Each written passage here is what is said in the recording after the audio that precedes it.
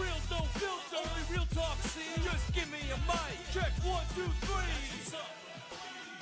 You know what we talking? We ain't playing over here at LFG. Haters gonna say, we from LFG, boy. We take you to the moon.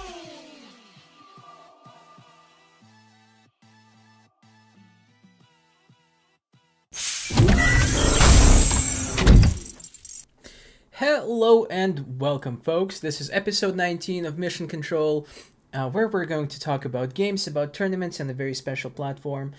But first things first, because DataGram, and more importantly, their testnet is now live, and you can get a free temporary license and get very real rewards during the testing phase. So please keep in mind that this is still testing, which means there are going to be bugs.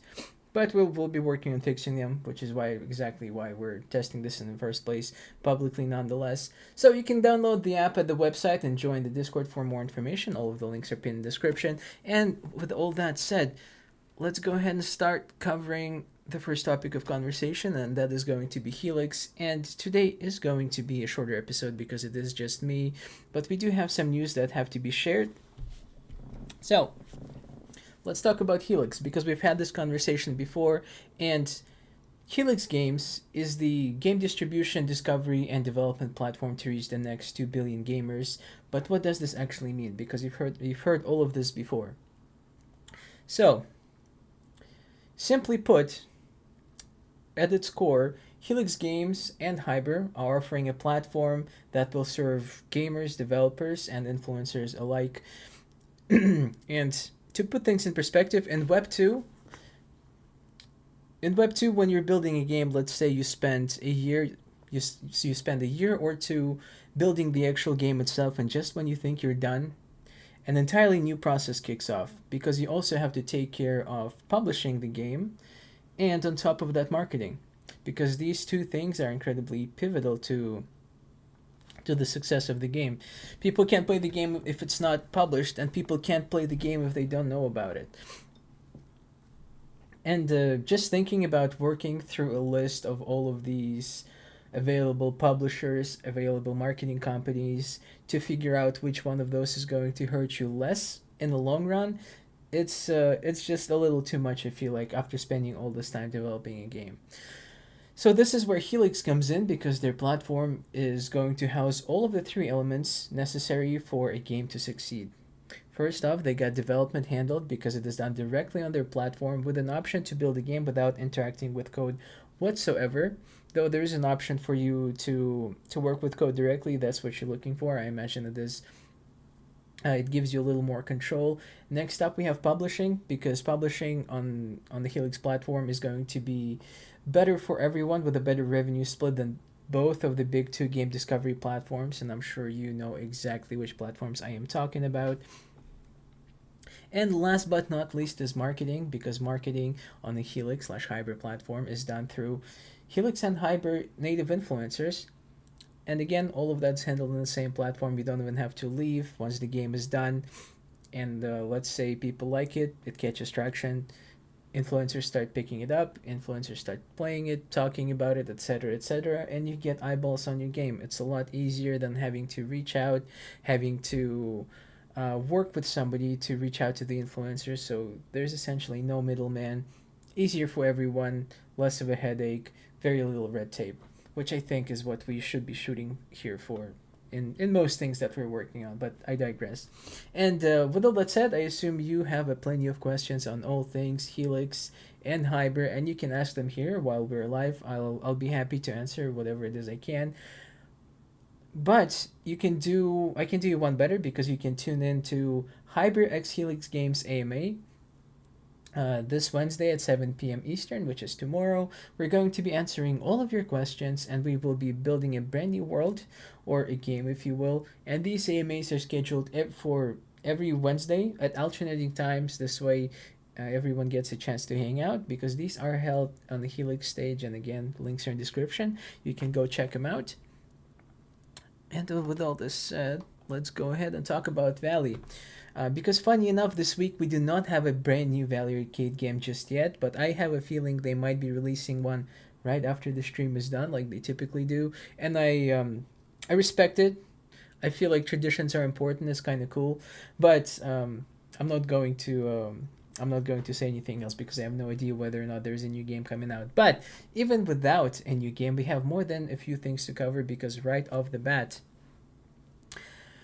Valley Ecosystem had announced a partnership with DataGram because Valley, as you all know, is not just making games. They're building a decentralized arcade ecosystem driven by physical cabinets, global leaderboards, and real world rewards. By integrating Datagram's core substrate, they can scale the DPN infrastructure and deliver real time performance through a distributed node network designed for the next generation of gameplay. And this partnership marks a major step. Sorry, lost my train of thought. But yeah, this partnership marks a very major step toward the future of sovereign games, community-owned networks, and infrastructure that puts players first. And there was this incredible X Spaces with Jason Brink and Johnny, the founder and CEO of Valley, a little earlier. They went into the nitty gritty of what Datagram will be able to do for Valley and all of the amazing things that they're working on. With almost 35,000 listeners, it is definitely worth a listen. I just did so myself, and again, link is in the description. I feel like I need a button for that. Link in description, but I have this one if it's coming on. Oh, 1 second. There it is. Like and subscribe. I have this one. So make sure to do that while we are talking about Valley's weekly tournament because last week's was Chain Blocks and it's coming to an end and we're waiting for the next game because as always we're going to be streaming these tournaments like we have done every Thursday at 7 p.m. Eastern, and you can tune in for Unparalleled Leagues from Johnny himself because nobody, and I mean nobody, can stop Johnny from sharing whatever it is he wants to share. And we've heard more than a few amazing things, but I'm not gonna spoil it to you. The delivery on Johnny is just amazing. All of these streams are on this YouTube channel, so you can check them out anytime. And there's going to be one live again this Thursday at 7 p.m. Eastern, like it always happens every week. And before I let you go, and before we move on to the next topic, we have one more bit of news for Valley because Valley Ecosystem Discord server now has a dedicated tag, and not every server gets one. There are a few hoops you have to jump through before you get the ability, well, before you can enable the tag. But the Valley tag is VLLY somewhere. And you can get this tag for yourself by clicking on it whenever you sit in Discord and adopting it. This way you can wrap Valley Ecosystem wherever you go, and all because the world needs to know what Valley is building and how much good it will bring for everyone, not just gamers. Because who doesn't enjoy an arcade? Who doesn't enjoy a neon lighting and carpeted floors? It's always great. Okay, so next up, we have Metaflora, and while everyone has been hard at work, I know Tripto. I was on a call with him yesterday. They're working on something really cool that I'm hoping they'll be able to announce fairly soon, but I'm not going to say anything. And what I do want to talk about is the very handy Metaflora article that was posted about a week ago. So let's talk about it. The article itself is a breakdown of the Metaflora node operations. First off, they talk about the purpose of the Metaflora nodes because it's fairly straightforward, and I feel like everyone needs to know what the nodes are actually meant to do. So they Metaflora nodes are looking to tackle cannabis industry challenges such as quality consistency, fragmented supply chains, transparency, and etc. by hosting platform infrastructure and data, by validating transactions for trust, and powering tools like the AI assistant and decentralized strain registry. The article also talks about earning seed and Flora rewards because node operators will initially earn daily seed points for 90 days. Afterward, the rewards will convert into the Flora token, and early adopters in the seed to Flora phase are especially incentivized. So go check out the article, see see what it says, and let's talk about the node setup a little bit, because it is also important. Before you do pick up a node, you do need to know what you need to run it. And the minimum requirements and scaling are 4 gigabytes of RAM, 2 CPU cores, 60 gigabyte hard drive disk. I'm assuming it can be hard drive or solid state, and a stable high-speed internet. And furthermore, advanced workloads may require more CPU, memory, or bandwidth depending on which direction Metaflora goes in. But I imagine there will be discussions, and we will learn about it soon enough once they get to that point. And let's talk a little bit about monitoring and management. So use the Metaflora node dashboard to track uptime, workloads, and performance. All of that is super simple, super straightforward, and you can run different node types, legacy connoisseur node plus phase 1 connoisseur on the same machine, provided your hardware permits it. And if you're new to Metaflora and all the things they're doing, you can get involved in quite a few ways. One of them is by picking up a Metaflora node license. Then you can install the software, keep it online, meet the hardware specs, and you can collect your rewards, help decentralize the platform, and drive the innovation. And as for Metaflora themselves, their mission and impact are fairly straightforward. Again, Metaflora aims to build a decentralized and transparent cannabis ecosystem, and it uses GalaChain to record genetic plant data and provide lab-verified traceability. And node operators can also get connected with a growing community via Discord or Telegram. I do recommend that. They hang out in there all the time. You can talk to Tripto in there. I see him there frequently, and a few more people. More than a few. Rocket Unit, not sure if you're here, but it's been a minute. I know you're killing it out there. And let's see. There are a few worthwhile news articles, and I want to kick it off with this one. So, U.S. Senate passes a landmark stablecoin bill in a major boon for crypto industry. So, the U.S. Senate has passed the Genius Act, making the first major federal legislation to regulate stablecoins. And the bill creates a formal framework for issuing and trading U.S. dollar-pegged crypto tokens, mandating full backing with liquid assets, regular audits, and audit/compliance standards, specifically for large issuers eager to meet capital and liquidity requirements. Notably, it grants holders priority in bankruptcy proceedings and bars big tech companies from launching stablecoins unless they adhere to strict risk and policy safeguards. So, before we go any further, this does seem like a good move. I've not read this bill myself, but just from the article I did read, it seems like we're actually getting a framework that should work for all of these stablecoins, and I imagine it's a lot easier to come up with a framework for stablecoins as opposed to any other cryptocurrency. But it's a step in the right direction, and we'll see how it pans out. So. So the bill secured board bipartisan support in the Senate, passing its cloture vote and later final approval by a strong margin, around 68-30, overcoming earlier resistance tied to concerns over regulatory gaps from former President Trump's crypto-related conflicts of interest. Support came from both Republicans and key Democrats, despite objections from lawmakers like Elizabeth Warren, who criticized loopholes that could benefit Trump's crypto ventures. I understand a lot of it, but there's only so many things you could do with a stablecoin, first of all, and also bill specifically outlines that the actual holders of the currency are going to be favored before anything else if bankruptcy proceedings start. So Next, the bill proceeds to the House of Representatives, where it may face further deliberation or be combined with the broader crypto market legislation like Clarity Act. If passed, it will head to President Trump's desk with the expectation it could become law late July or early August. So things are moving pretty fast. I didn't actually expect it to come into power this soon, but it looks like they want this done sooner rather than later, which I have a feeling is a good thing.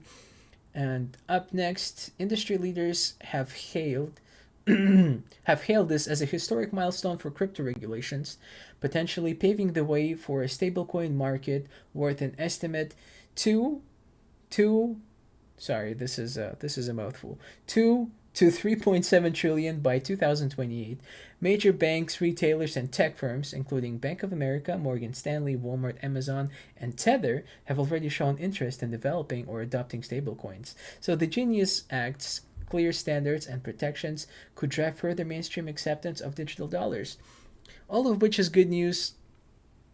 Um, Me personally, in my humble opinion, and allow me to switch from this one. In my personal opinion, I don't know how many stablecoins there could exist at the same time, but in the world of Web3, there's a lot of competition and the best rises to the top, so I'm assuming that is what we're going to see further down the road. But we do have another bit of news, and I am very much excited about this one. I can't exactly say more excited about the stable coins, but this one is also very important because Latin American oil gas deal worth $75 million gets tokenized as RWA momentum builds. So, a $75 million oil and gas facility acquisition in Latin America has become one of the first truly and fully tokenized energy infrastructure deals, showcasing the growing momentum behind real world assets, which RWA stands for. Facilitated by Global Settlements GSX protocol on Polygon Network, the deal involves tokenizing both debt and equity components and settling them using stablecoins. This approach dramatically reduced settlement times for several days, from several days to just minutes, proving how blockchain can streamline complex cross-border transactions.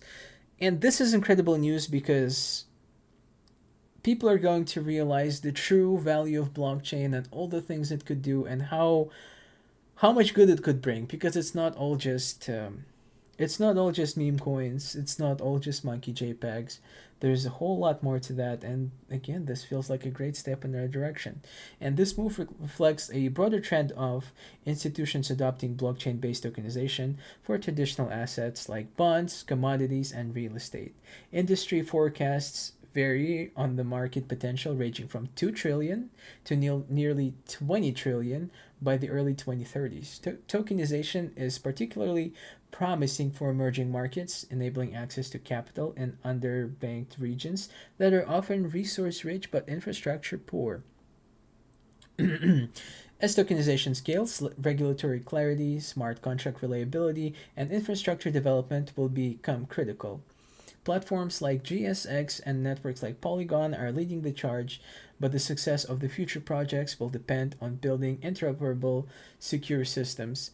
And this Latin America deal highlights that blockchain is moving beyond speculation. It is now being used to power real-world investments and reshape global assets market, all of which is great news. And I did briefly mention potential tokenized real estate. Wouldn't that be cool if you could turn your house into a token to make transacting it easier? Though, don't be holding your house token in the same wallet you keep your meme coins in, because custodial hygiene is very important. Let's just leave it at that. But folks, again, it is just me today. I've covered just about everything we have on the docket, and I'm going to call it for today. Thank you everyone for tuning in. We will be back in 2 weeks with Mission Control episode 20, but in the meantime, don't miss out on the other streams that we're working on, because there is one tomorrow at 7 p.m. and there is one Thursday 7 p.m. One of them is for Helix, another one is for Valley weekly tournaments, and we don't know what game is going to be yet, but It will definitely be eventually. So without further ado, make sure to like, make sure to subscribe. I'm in the way of the graphic. Let me run this one back. Please make sure to like, to subscribe, and join our Discord, because that's where all of the action is. That's where you can get all of the most recent updates, all of the news about all of the partner projects, and furthermore, just have a genuine conversation. Ask questions, because that's what we're here for. But anyway, I'm going to call it here. Thank you so much. I'll be seeing you around. Okay, bye.